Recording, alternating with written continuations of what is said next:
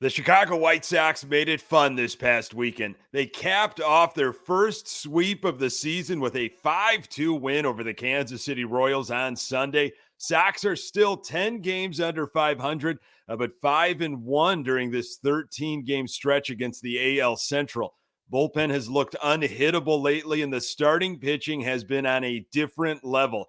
The division truly might be anybody's for the taking. White Sox look to continue their winning ways against the Cleveland Guardians on Monday. You are Locked On White Sox, your daily Chicago White Sox podcast. Part of the Locked On Podcast Network, your team every day.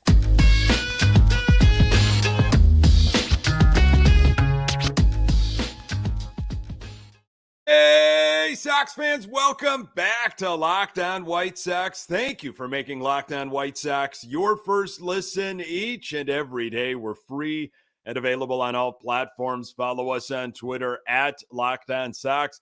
Also, subscribe to our YouTube channel. Just search Locked On White Sox. Hey, I'm your host, Nick Morawski, a lifelong die-hard Chicago White Sox fan, recording this podcast just blocks from the ballpark in beautiful Bridgeport. You can find me on Twitter at Nick_GGTB. Locked On White Sox is part of the Locked On Podcast Network, your team every day. The Chicago White Sox take on the Cleveland Guardians on Monday. Catch every pitch of the White Sox hometown broadcast with Sirius XM on the SXM app. Search White Sox. How about it? Our Chicago White Sox, they are 19-29. Okay, they're 10 games under 500 still. But hey, 5-1 during this 13-game stretch against the AL Central. White Sox beat the Kansas City Royals on Sunday 5-2. First sweep of the season. Now, let's go to Saturday's game here because that was a fun game. Great weather on the south side for most of the weekend. After Saturday's big win against the Royals, this is what Yoan Moncada said. When you're winning, everything feels good. I don't think anybody likes losing. We're playing good, and you can feel the unity in the team right now, and we're having fun. And I think that is such a critical point of it. You know, the players are having fun. Fans, I don't know about you, but I felt it. This was a fun weekend of baseball. And obviously, sweeping the Royals has a lot to do with that. Yoan Moncada lately, though, last 7 games, slashing .304, 385, 348, 0 home runs, but 4 RBIs. He had a couple key hits in this series against the Royals. And he talked about also recently, he's not even thinking about his back issue. It doesn't seem to be a problem at all, playing third base, solid third base. So again, hopefully that continues. I like hearing that, though. I like hearing that, you know, having some fun. The unity is there. This was definitely a fun series against the Royals. Kopech on Friday. We're going to get into the details later in this episode, but that was what I was looking for. We were all looking for that. Now, I don't think that's sustainable. He had his A++ stuff on Friday, and it's very rare where a pitcher is going to have that kind of stuff day in, day out. But I think he can take a lot from that outing. I mean, the control was there, and he hopefully has had some great conversations with Ethan Katz and others on the staff, and watched some video of what was going so right. Because it's all about repeatable motion. We know he's got the stuff, but can he keep it under control? It was just a brilliant outing on Friday, and that set the tone. You had the track jackets on Saturday, plus Jake Berger and Giolito. Nice outing from him. Now, Sunday, I was concerned about that lineup. It was definitely a Sunday kind of lineup for the series finale, and wanted the sweep. Was not happy with just another series win. We've got to sweep some of these teams here. This is such a critical stretch. So I was a little concerned about that lineup, but solid outing from Lance Lynn after just some early hiccups with the home run ball. Luis Robert Jr. With a home run. an off-season hype hero, Romy Gonzalez. Remember all that from the off-season? This guy's having just one heck of an off-season. Hans hearing from people like, don't trade this guy. He's so impressive. And it's good to see him doing some stuff this past series with the Royals. He had a big triple on Sunday. Just beautiful weather again on the south side. So where's TA? What's been going on with this guy? He's been playing, but hasn't really been producing. He did not start in the game on Sunday, but came in. I'm sorry to laugh here. He came in after Hanser Alberto had to leave the game after injuring himself, calling himself safe after a bunt he tried to leg out. That was just weird and wild stuff from Alberto. So the last 15 games from Tim Anderson, slashing 213, 238, 213, 0 home runs. 0 home runs in the season, just 1 RBI and 12 strikeouts. His swing looks different. Something is going on with him. Andrew Vaughn also had the day off, and he's been pretty sluggish. Last 15 games, slashing 200, 234, 383, a couple home runs, 11 RBIs, a pair of walks, and 12 strikeouts. And look, maybe this is just me. I'm not worried about Andrew Vaughn. I know there are a lot of folks that are worried about him and doing some deep dives in the numbers. I get it. I am not worried about Andrew Vaughn. Most of my worrying with this team has been dedicated to the starting pitching, of course, and bullpen, which has just been outstanding as of late. The Sox bullpen in this past series against the Royals, 7 innings, 1 hit, 0 runs, 2 walks, 8 strikeouts. And Joe Kelly has been dominant. Just filthy stuff, unhittable. So heading into Sunday's game, how about the starters? Starters last 9 games, 2.57 ERA, over 56 innings. Opponents hitting .201, only allowed 3 home runs and 47 strikeouts. Well, Lance Lynn, aside from that big home run, which has been happening with Lance Lynn, it happened to Gio earlier in the game. I was really happy that the Sox were able to overcome that because Lynn pitched pretty well. 6 innings, 4 hits, a couple earned runs, 2 walks, 6 strikeouts, and again, that 1 home run. His ERA still a bit beefy, 6.28. He threw 100 pitches, but I thought it was a good outing from Lynn. Prior to Sunday's series finale against the Royals, the White Sox placed right-handed pitcher Mike Clevenger on the 15-day IL, retroactive to May 18th with right wrist inflammation. The White Sox will make a corresponding move prior to Monday's game against Cleveland. Could that be Jesse Scholten's? We'll talk a little later in this episode. Again, remember, Davis Martin had that Tommy John surgery recently. Clint Frazier joined the White Sox on Sunday. Frazier slashing 375, 478, 839 with 7 home runs in 16 games at AAA Charlotte. Jake Marisnick was designated for assignment. So it had a typical Sunday lineup feel. TA and Vaughn were not in the starting lineup. Frazier and Romy were in there. Berger hit second.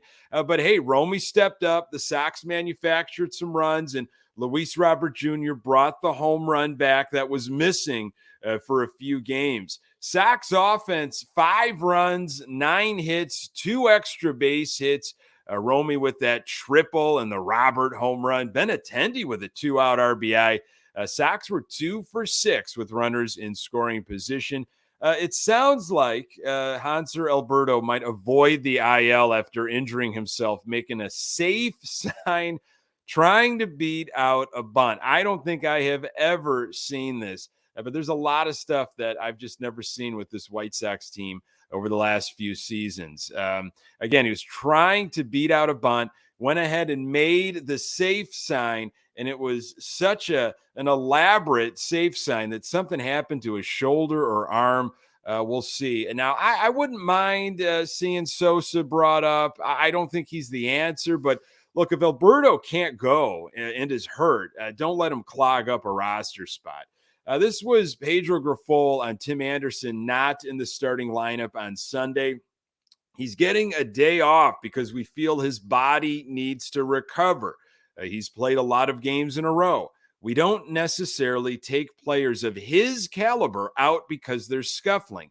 That's not what we do. We give players a day off because their body needs it. They need to recover. That's where we're at. So we'll see what happens on Monday. Hey, it was a great win on Saturday with a fun giveaway and outstanding weather. Michael Kopech's brilliant outing on Friday set the tone for a winning weekend. More on that in a moment. Today's episode is brought to you by eBay Motors. For a championship team, it's all about making sure every player is a perfect fit. It's the same when it comes to your vehicle. Every part needs to fit just right. So the next time you need parts and accessories, head to eBay Motors.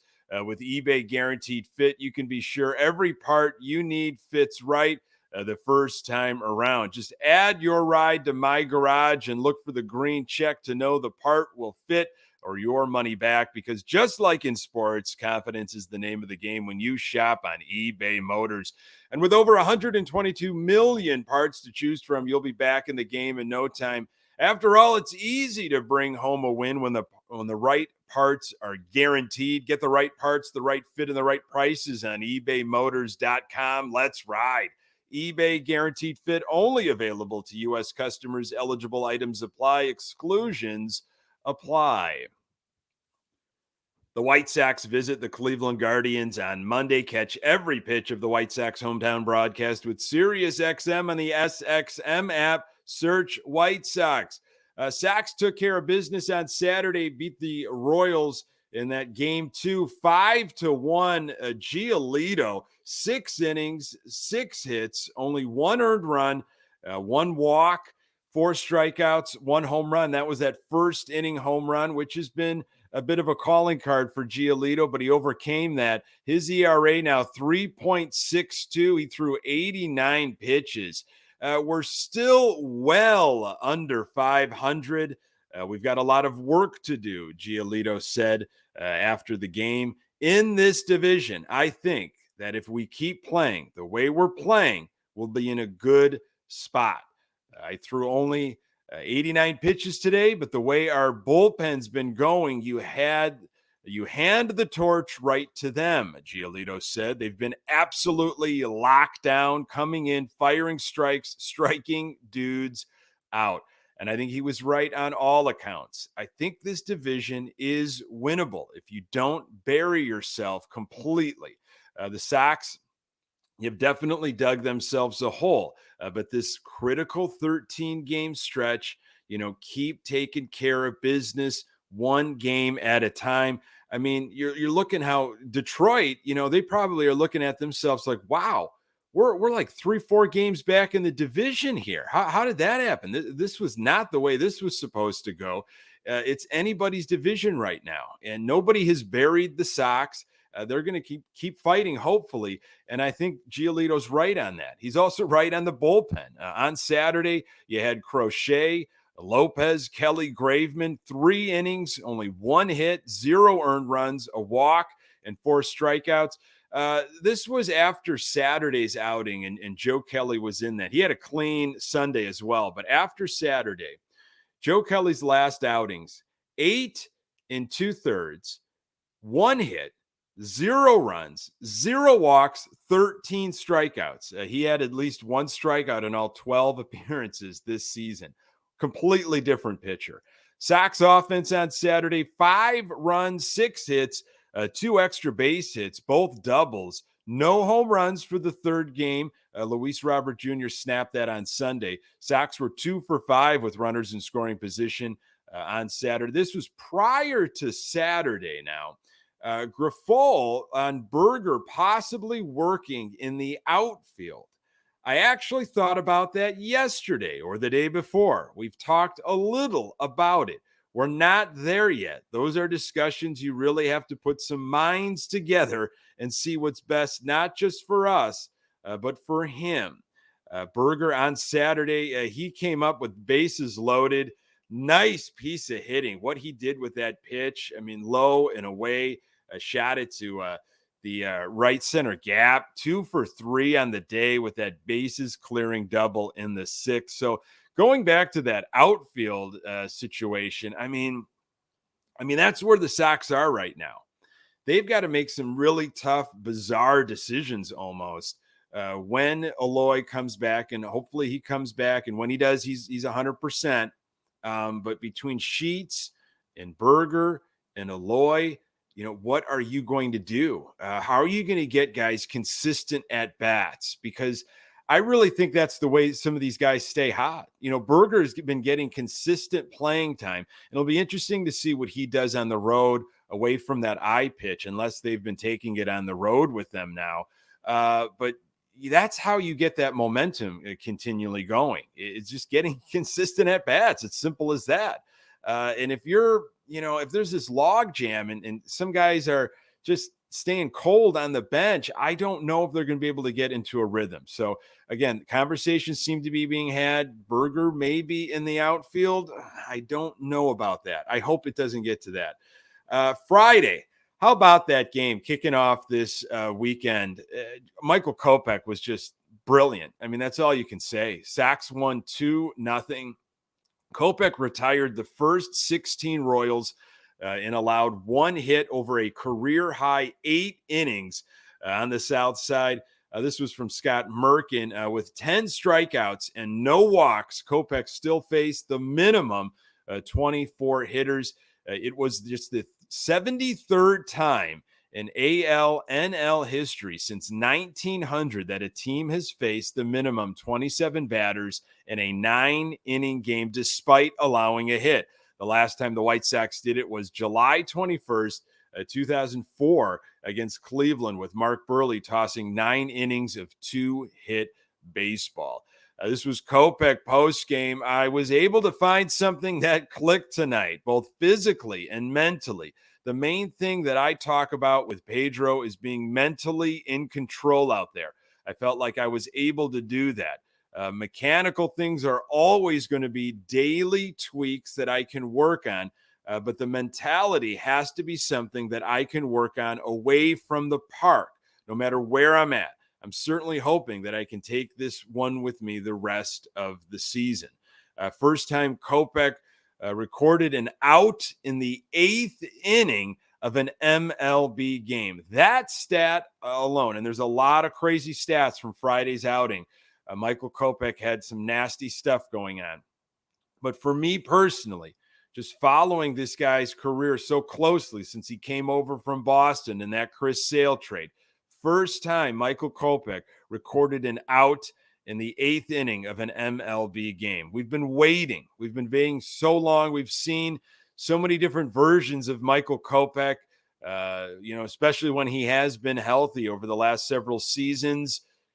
Can this be? I hope, if anything, it's something to build on. And you're going to say, well, it was against the Royals. Who cares?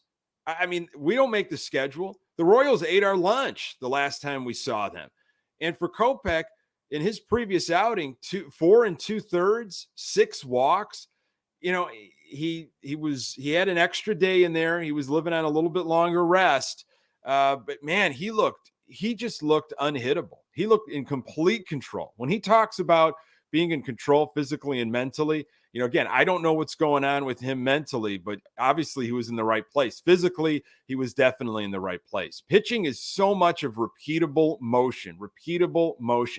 Whether you're from the windup, from the stretch, making sure your release point looks almost identical with every pitch you throw. That's, how you're disguising your pitches. You can't pick it up.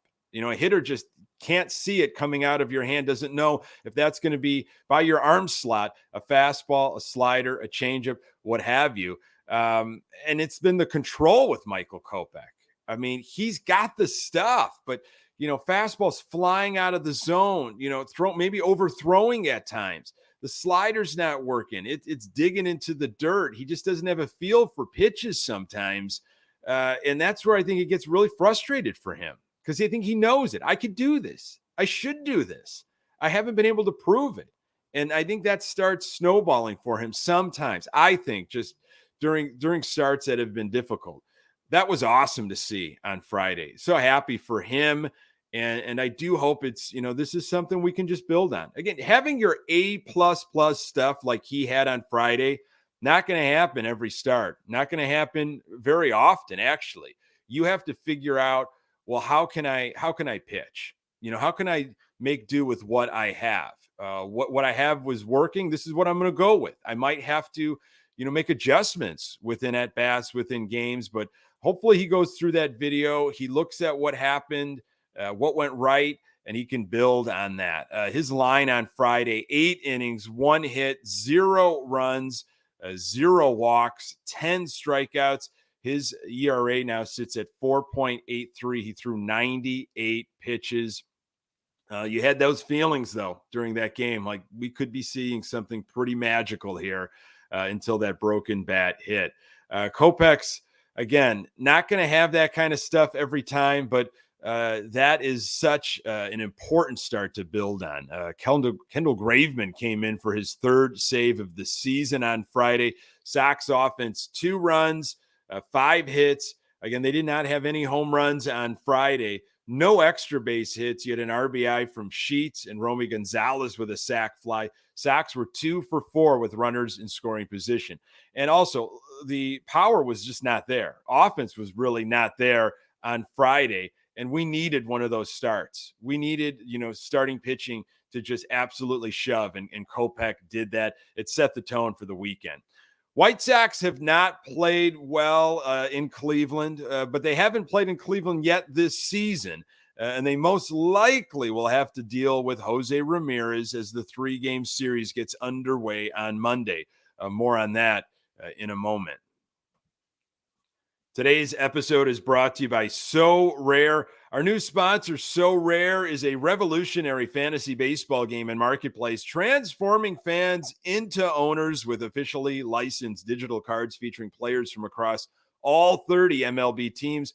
Unlike other fantasy baseball platforms, So Rare managers truly own their fantasy experience, collecting, buying, selling, and competing with player cards against global opponents to win epic rewards. Win or lose, you still own your cards, and there's no cost to play.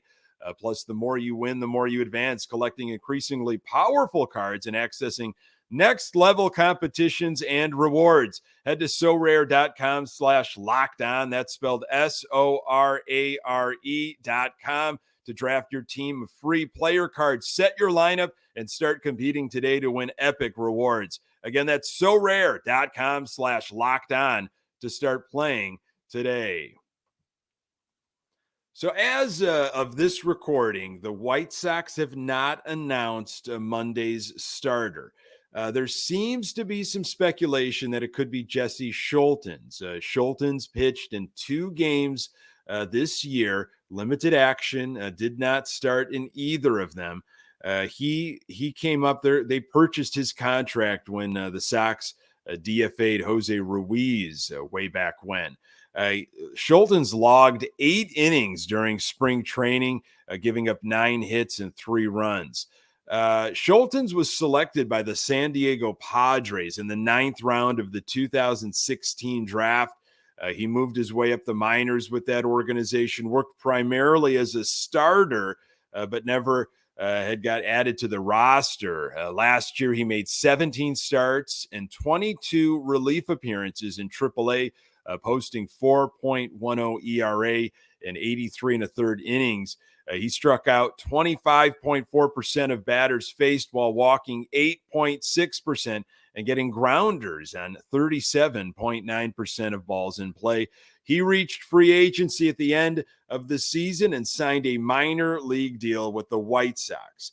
If it's not Scholtens, then this segment has been a complete waste. But remember, Davis Martin had Tommy John surgery, so it definitely will not be him.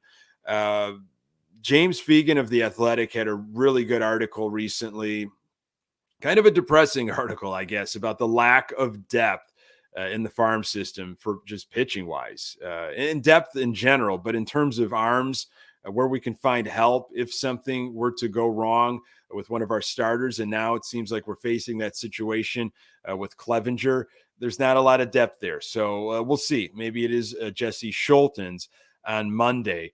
Looks like the White Sox will miss Bieber during this series. However, Jose Ramirez and Josh Naylor will probably be in the lineup for Cleveland. We missed Ramirez during the last stand when we faced Cleveland at home. Missed Naylor for like maybe 2.5 games.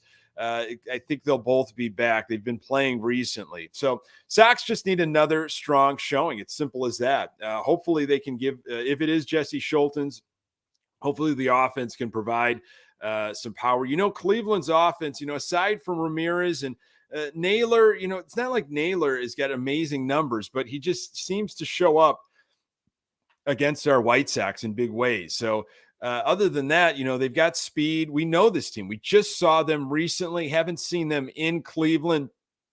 They know their field. They know how to play in Cleveland.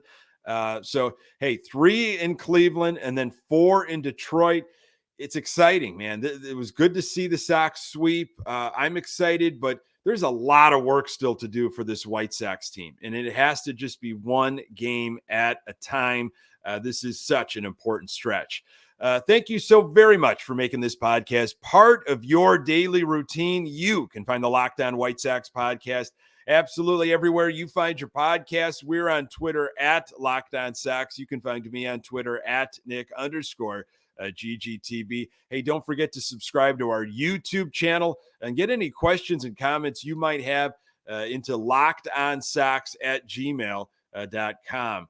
We are due for a mailbag episode for sure. White Sox take on the Guardians on Monday in Cleveland. Catch every pitch of the White Sox hometown broadcast with SiriusXM on the SXM app. Search White Sox. Thanks for making Locked On White Sox your first listen every day. Hey, everydayers, you know who you are. On the next episode, I will recap Monday's matchup against the Guardians. Hopefully, talking about 4 in a row for our White Sox. Appreciate you making time for the Locked On White Sox podcast. I'm Nick Morawski. Until next time, go Sox.